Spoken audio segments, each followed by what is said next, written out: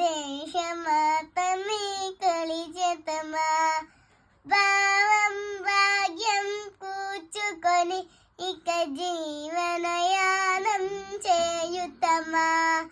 సాగర మీకలు చుట్టుకొని సురగంగ చీరలా మరుచుకొని గీతగానం పాడుకొని మన దేవి తీరాలి హారతులు.